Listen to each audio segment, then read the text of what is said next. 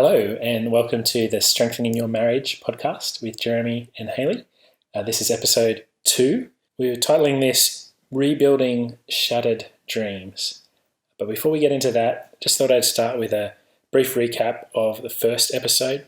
In that episode, we really opened up and shared our story with you in our marriage through a season of disillusionment and struggle, and how God met us and offered us hope for change. And I guess the key take home from the first episode was, if you're in a marriage and you feel stuck right now, reach out for help.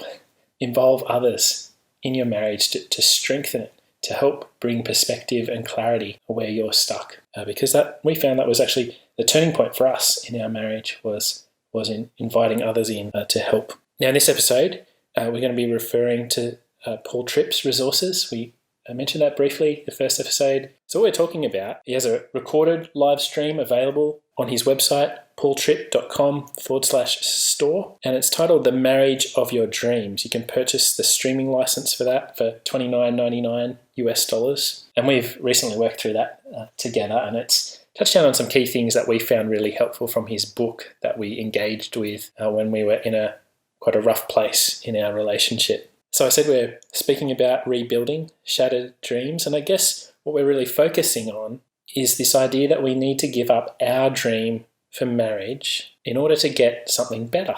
And by giving up our dream for marriage, it kind of causes us to ask the question, are we willing to give up whatever our dream of marriage is? Whatever we've gone into marriage, imagining that it would be like, imagining what that relationship and that security might bring. We've got to be willing to give that up as kind of the starting point of moving forward to something richer, something beyond what we perhaps imagined to start with. And Hayley, I thought I'd ask you, thinking back, what's that idea meant for you, this need to give up your dream of marriage? And I guess that's going to involve telling us a bit about what your dream for marriage was. Probably didn't have this clarity going into marriage, but looking back, I think I saw marriage as being something that would kind of affirm my worth, I guess. So it's something that would show that I was worthy of love, and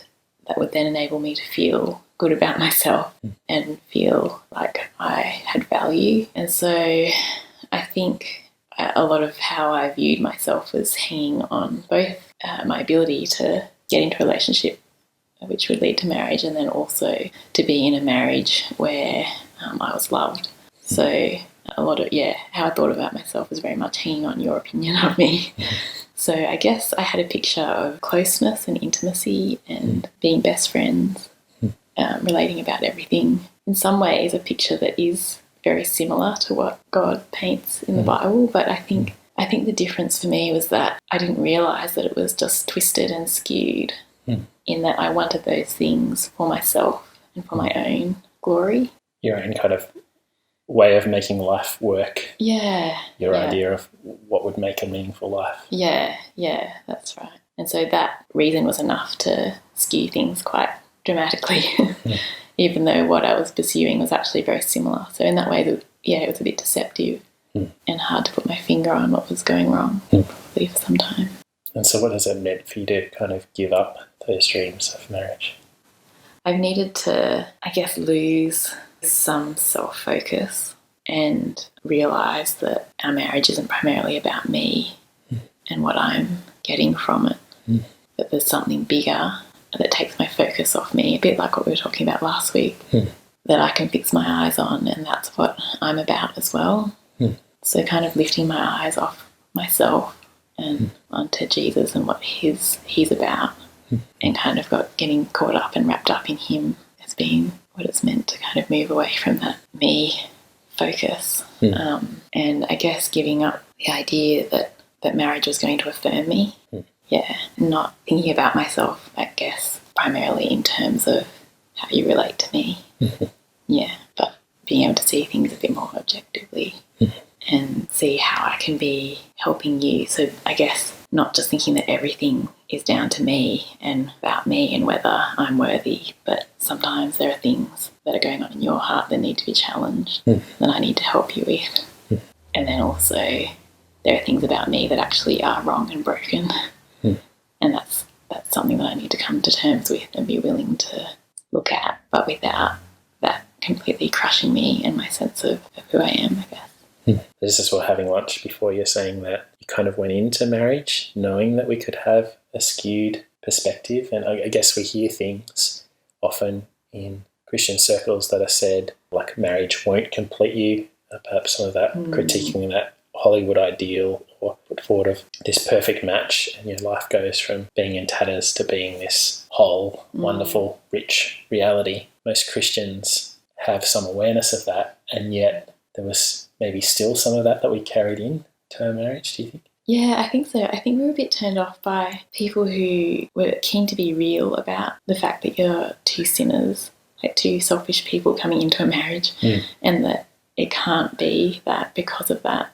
Like, there are going to be problems, there are going to be difficulties. But it felt a little bit like it was just left there. It's like marriage is going to be disappointing. You just have to come to terms with it and live with that reality. And so I think we were kind of hoping that we'd do better. Yeah. Knowing that that's true, but surely we could make things a bit better. Yeah. Surely it could be a bit more satisfying than that. Yeah. Surely there's a better vision for it. Yeah. And I guess having some awareness that does paint a good picture of marriage and a beautiful picture. But I think we didn't quite have our heads around exactly what that. Yeah. It's probably a good time for me to talk a little bit about what I went into marriage, I guess, trying to get. It might also be helpful for me to read this quote that comes from Paul Tripp's study guide. He says, "Marriage is a beautiful thing that only reaches what God designed it to be through the methodology of a painful process." So it's a rich thing, but kind of getting there, experiencing it, is difficult. And it particularly involves this idea of having our dreams, our distorted views of marriage kind of falling apart, being shattered, and us renouncing them, casting them aside so that we might see actually what God's idea of marriage is. And I think for me, I was in a Christian environment where, particularly in my uni days, being involved in some sort of formal Christian service or activity involved with a church, a lot of emphasis was put on that. And so I kind of based my importance on how much of that I was involved with and how much I was doing. And even when I was kind of looking for someone who might be a wife, I was chasing after this ideal of someone who would complement maybe a perfect image of me, this image that I wanted to be, this Christian guy who was doing all this good stuff and then married to someone else who complemented me and was doing the same kind of stuff. And really, I think a lot of what I was living for was ministry success and self-glory. And I guess what's common in what Hayley shared and what I've shared is this really self-focus of what I wanted to get from the relationship and how it would make my life complete, how it would achieve what I was wanting to get from life. And so Hayley mentioned the first episode, our honeymoon onwards ended with quite some disappointment and disillusionment. And there was an extended season, I would say, of pain and us relating in a bit of a dysfunctional way. And we've had conversations about this since, but at the time, I think I was just wanting to busy myself and fill our evenings when we'd get home from work, both working full-time jobs. And I was wanting to busy myself with activity, whether that was some kind of teaching preparation for church, over-committing to things. We were involved in so many commitments early on in our marriage. And I think there was this underlying disillusionment and disappointment that I felt, maybe a gap between what I pictured marriage to be and what the reality was. And it was hard, as you were saying that you wanted to feel like you were worthy. And so if I voiced anything that said disappointment, you just heard that in a crushing way. And any kind of gap between us just turned into this massive gulf. And it felt like, oh, things are really, really rocky. I was just trying to be honest and not kind of knowing how to move forward constructively from this state of disillusionment and disappointment, and that this kind of caused you to further retreat and think, oh, my worst fears of what he's thinking are true. I have disappointed him. Yeah. This is a disaster. What have I done? Is that pretty accurate? Yeah. I guess, it was my worst fears that someone getting to know me properly, rejecting me was like, okay, that confirms what I've always feared. I'm worthy of rejection, not love.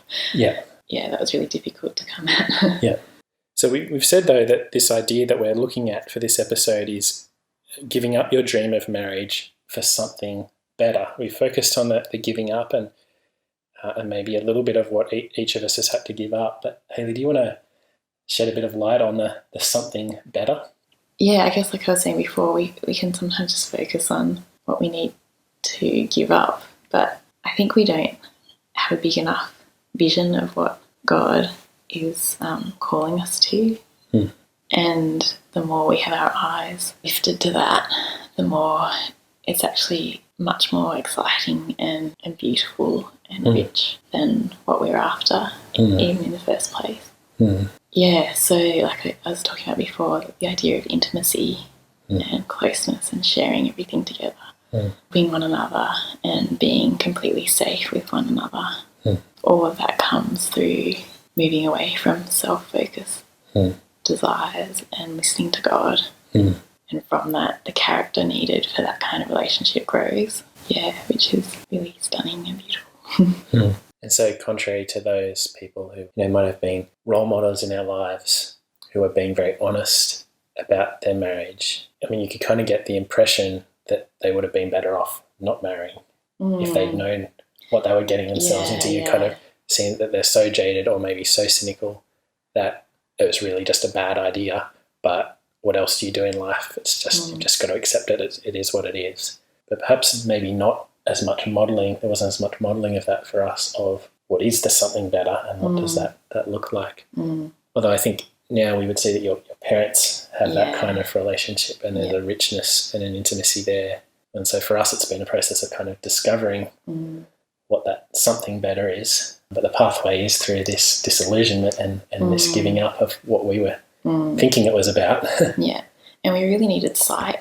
I think that was a large part of the problem. It's not that people weren't saying it to us. It's that we couldn't see where we weren't doing that. Yeah. And that's where the painful process revealed to us, I think, the difference between what we knew to be or what we were being told and what we were actually living, what we were actually functionally putting our hopes in.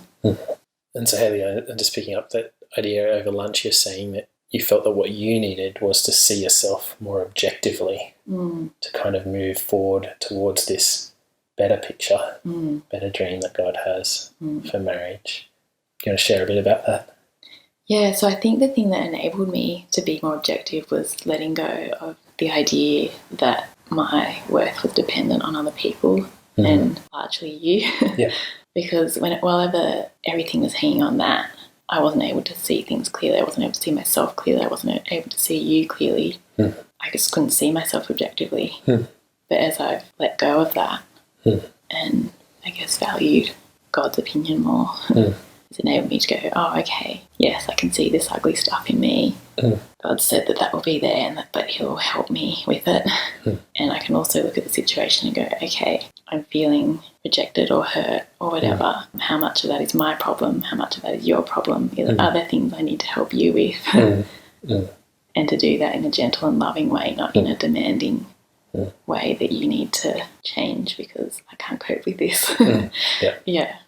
And maybe you're listening there and thinking, oh, that makes a lot of sense to have a more objective perspective, and that's why there are psychologists and marriage counsellors, and that's where that comes in, is because we can't see ourselves clearly. But I guess what we're talking about is not just that, but it's the fact that a relationship is lived out before God. Each moment is lived out before God. And when you know him and what he's on about, it just changes very dramatically the way you see yourself and the way you see other people. So there's that willingness, I guess, to own fault, to take responsibility for things that we've contributed. And that's not a crushing thing to do, because God, in his mercy, allows us to be okay with the fact that we're not okay, that we don't have it all together.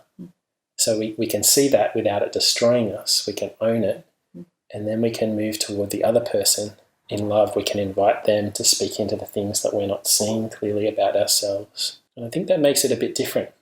There's a tool that I found helpful. One of my counselling lecturers, David Powelson, has developed, and it's based on a passage in the Bible, James chapter 4, and it's looking at a kind of a constructive pattern for conflict, and it's helping people view their conflict more objectively. I'll try and make it available so that you can explore that for yourself, but it looks at when you're in the midst of a conflict, we kind of shoot arrows across at one another. They're ways that we attack one another, and then each of us has our own defensive shields that we put up, ways that we try and protect ourselves from being hurt. And it can be really helpful as an exercise to use something like that to start to see yourself more objectively, to see what's actually going on. What are the words that I'm saying that are forms of attack? What are the patterns of my relating? Am I retreating, am I stonewalling to protect myself? That's stopping really open communication happening. And when we see those kind of patterns, it becomes a way of God kind of breaking through and pinpointing things that have hijacked our hearts, desires that have become things that are ruling us, that are too important to us, ways that we've become self-focused.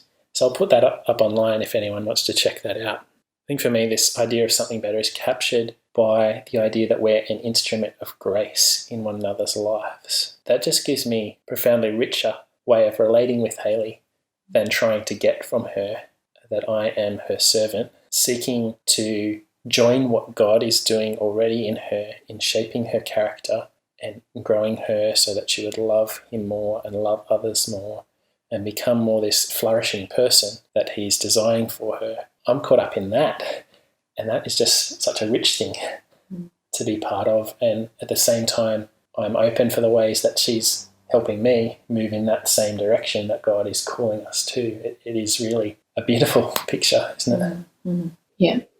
So I guess what does it mean for us day to day to continue to give up our dreams? So it's not just a one and done thing, but it's an ongoing process. Hayley, do you have any thoughts on that? What does that mean for you at the moment in our marriage? Yeah, I guess we were talking earlier about times where the day doesn't turn out the way we'd hoped it would, or when we see things in each other that we don't like, or when we're disappointed by the other.